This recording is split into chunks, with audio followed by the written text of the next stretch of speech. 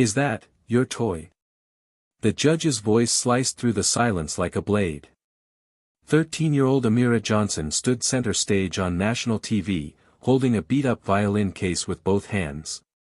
Her school uniform was faded, her shoes worn. She said nothing, just stared ahead as the audience murmured. The show was called American Talent Spark, but the room felt anything but welcoming. Judge Reynolds leaned forward, perfectly manicured fingers tapping the desk.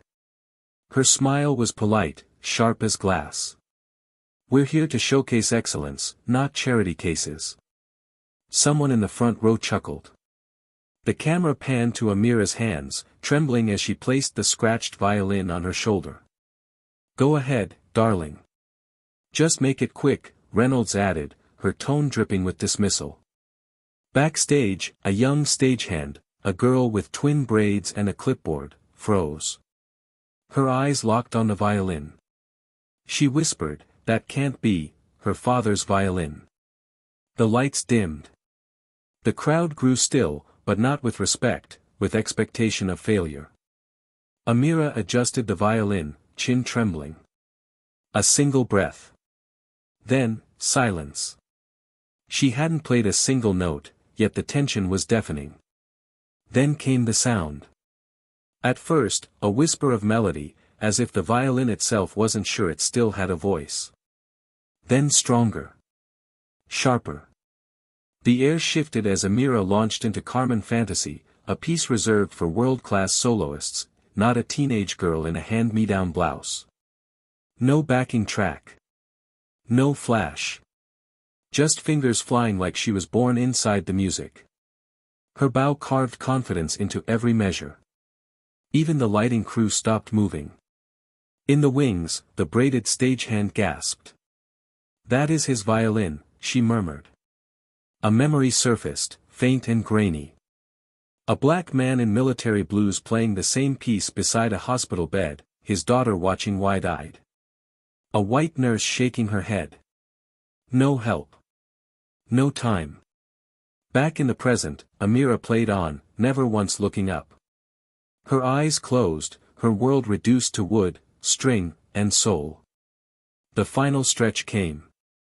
A high E string, frayed from years of practice, finally snapped. But she had already landed the final note. The room stayed silent. Not from judgment this time, but from disbelief. Even Reynolds didn't blink. Amira lowered her bow. Still no applause. Then one person stood.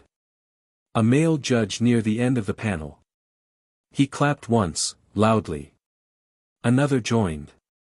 Then another. And then the room erupted. But Amira didn't smile. She didn't bow. She walked straight toward the judge's table, calm and slow.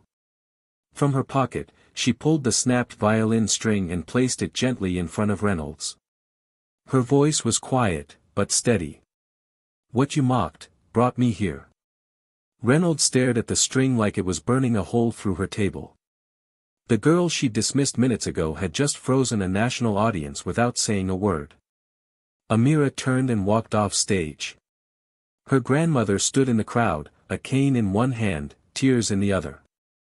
As the doors shut behind her, the old string stayed on the judge's desk, silent, frayed, and unignorable.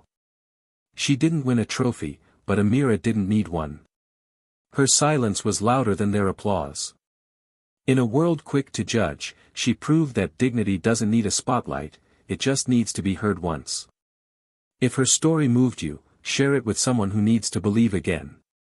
Comment below, subscribe for more real stories, and remember, sometimes, the most powerful note is the one that's played after everyone stops listening.